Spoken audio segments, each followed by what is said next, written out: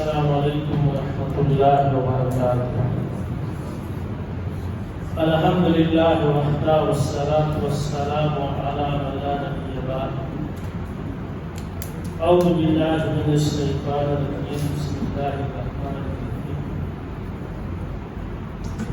نحن نقص علیک احسن القصص بما اوحینا الیک ھذا القرآن وَإِن كُنتَ مِن قَبْلِهِ لَمِنَ الْغَافِلِينَ۔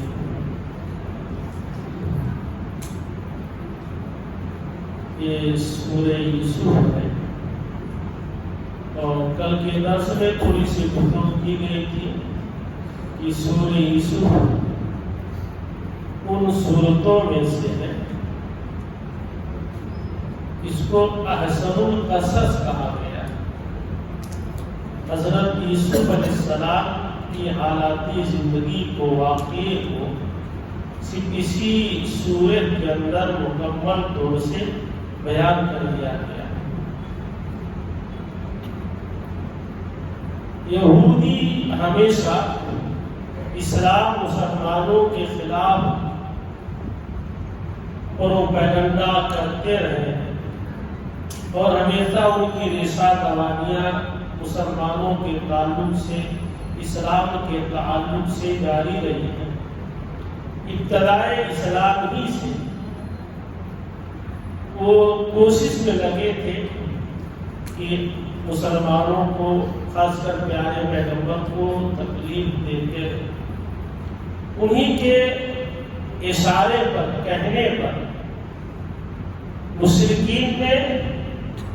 مشرکین مکہ نے اللہ کے نبی سے سوال کیا کہ جب حضرت یوسف، یعقوب یا ان کی اولاد سب فلسطین کے علاقے کے رہنے والے تھے، فلسطین کے رہنے والے تھے، تو پھر ان کی اولاد بنی اسرائیل کو مصر سے نکالنے کے لیے حضرت موسیٰ علیہ السلام کو کیوں مبعوث کیا گیا، کیسے لوگ مصر پہنچ گئے؟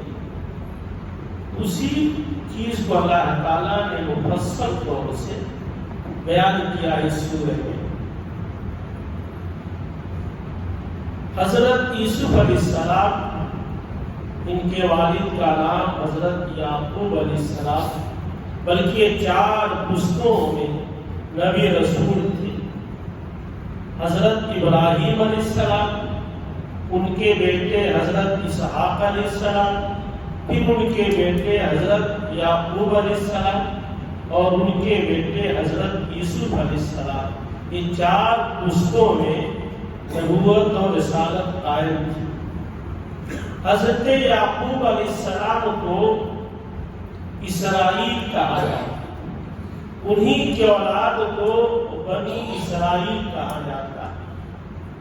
یہ اللہ تعالیٰ نے حضرت یوسف علیہ السلام کے قصے کو بیان کیا ہے، تاریخی طور پر، تفصیلی طور پر، بہت تفصیلی سلسلے میں ہے۔ حضرت یوسف علیہ السلام کے کل 11 بھائی تھے۔ 10 بھائی دوسری ماں سے تھے، ایک بھائی جس کو بنیامین کہا جاتا ہے، ان کی اپنی سگی ماں سے تھی، لیکن ان کی والدہ کا انتقال ہو گیا۔ یہ حضرت یعقوب کے بہت ہی عزیز تھے، محبوب تھے۔ اپنی فراست کی وجہ سے، اپنی دراندیشی کی بنیاد پر، اپنی چالاکی کی بنیاد پر حضرت یعقوب علیہ السلام ان کو بہت عزیز رکھتے تھے۔ انہوں نے پھر خواب میں دیکھا کہ 11 ستارے، سورج اور چاند ان کو سجدہ کر رہے ہیں۔ انہوں نے اپنے خواب کا ذکر اپنے والد یعقوب سے کیا۔ یعقوب علیہ السلام خوابوں کی تعبیر سے واقف تھے، اس کی گہرائی کو پہنچ گئے کہ یہ میرا لڑکا یہ اونچے مقام و مرتبہ تک پہنچنے والا ہے۔ اگر اس کی خبر پہلے ہی اس کے بھائیوں کو ہو گئی تو حسد کی بنیاد پر، جلن کی بنیاد پر عین ممکن ہے کہ اس کو نقصان پہنچائے۔ یعقوب علیہ السلام نے ایک اور اہم بات کی کہ یہ بھائیوں میں حسد، کینہ، کپٹ، جلن، بغض یہ در حقیقت شیطان کی وجہ سے ہے۔ تو انہوں نے کہا کہ اپنے خواب کا ذکر اپنے بھائیوں سے نہ کرنا، ورنہ وہ تمہارے خلاف چال چلیں گے۔ ان شیطان للانسان عدو مبین، کیونکہ شیطان انسان کا بھولا ہوا دشمن ہے۔ شیطان وسوسہ ڈال سکتا ہے، حسد پیدا کر سکتا ہے، لہذا تمہیں نقصان پہنچا سکتا ہے، اور کہیں نہ کہیں دھیرے دھیرے بھائیوں کے دل میں ان کے تعلق سے نفرت پیدا ہوتی ہے۔ بلاخر ان لوگوں نے آپس میں پلان بنایا، منصوبہ بنایا کہ یوسف کو والد سے الگ کر دیا جائے تاکہ والد کی محبت ہم بھائیوں کو حاصل ہو جائے۔ اور اسی پلان منصوبے کے تحت ایک دن تمام بھائی حضرت یعقوب کے پاس پہنچے اور کہا کہ وہ ہمارا چھوٹا بھائی ہے، ہمیں اس سے محبت عقیدت ہے، ہم بھی چاہتے ہیں کہ ہمارے ساتھ جائے، کھیلے کودے، جہاں بکریاں چلانے جاتے ہیں وہ بھی چلے، کیا آپ کو ہم پر بھروسہ نہیں ہے؟ ایسے انداز میں کہا کہ حضرت یعقوب علیہ السلام کو قبول کرنا پڑا کہ ٹھیک ہے لے جا سکتے ہو، لیکن خدشہ ظاہر کیا، اندیشہ ظاہر کیا، مجھے ڈر ہے، خوف ہے کہ کہیں تم کھیل کود میں مصروف ہو جاؤ اور کوئی بھیڑیا کر کے ان کو اٹھا لے جائے۔ سینہ تان کر کے کہا کہ ہمیں پوری جماعت ہے، ہم اپنے چھوٹے بھائی لاڈلے بھائی کی حفاظت نہیں کر سکتے، اگر ایسا ہوا تو کفر ہے ہمارے رہنے پر۔ بہرحال وہ لوگ اپنے پلان کے تحت لے گئے، اور پورا تفصیلی واقعہ ہے کہ بعض بھائیوں نے کہا کہ قتل کر دیا جائے، کسی نے کہا دور جا کر کے چھوڑ دیا جائے، کسی صاحب دن نے جس کے اندر کچھ ہمدردی تھی اس نے کہا کہ چلو کسی کنویں میں ڈال دیا جائے، کسی تعبیر رہے اور والد کی محبت بھی اس سے ہٹ جائے۔ بہرحال اس تجویز پر عمل کر کے ان لوگوں نے حضرت یوسف علیہ السلام کو کنویں میں ڈال دیا۔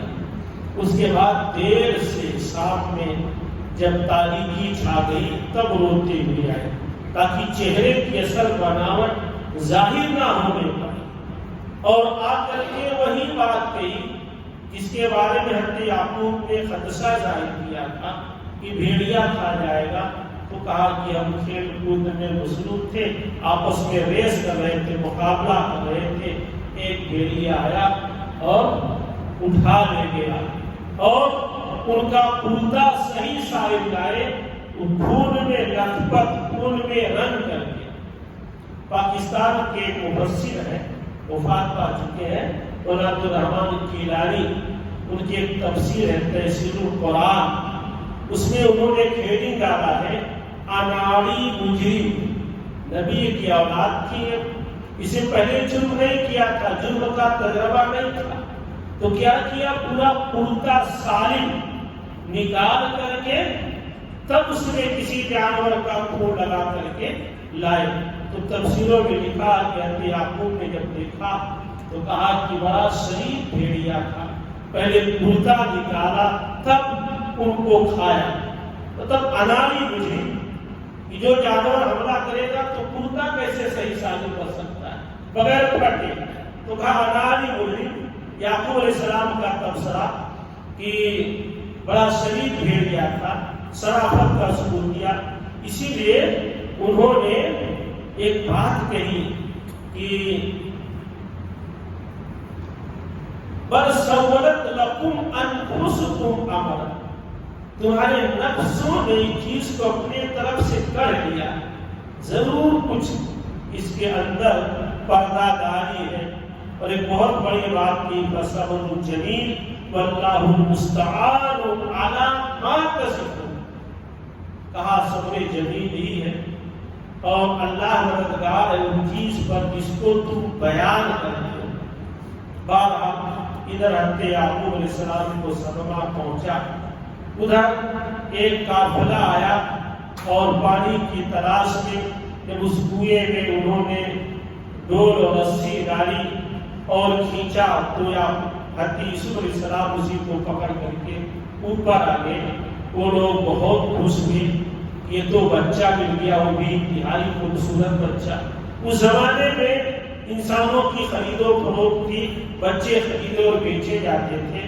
بہرحال ان لوگوں نے تفصیلی واقعہ ہے کہ بھائی ایک جگہ کھڑے تھے اور جب ان کو نکالا گیا تو کہا کہ ہمارا بھائی تھا، وہ ہو گیا تھا، ہم تلاش رہے تھے، اور پھر انہیں سے قیمت دے کر کے بیچ دیا.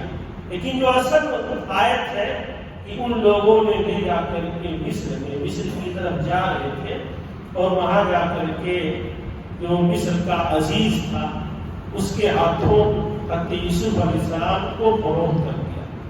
اس کے بعد پھر وہاں سے دوسری کہانی شروع ہوتی ہے کہ عزیز مصر نے اپنے گھر میں ان کی پرورش برداشت کی، اور عزیز مصر کی بیوی جس کو عام طور پر لوگ زلیخا کہتے ہیں، زلیخا کا نام نہ کہیں قرآن میں ہے نہ کہیں حدیث میں ہے، بلکہ بعض مفسرین نے لکھا کہ غالباً بائبل میں یہ نام موجود ہے.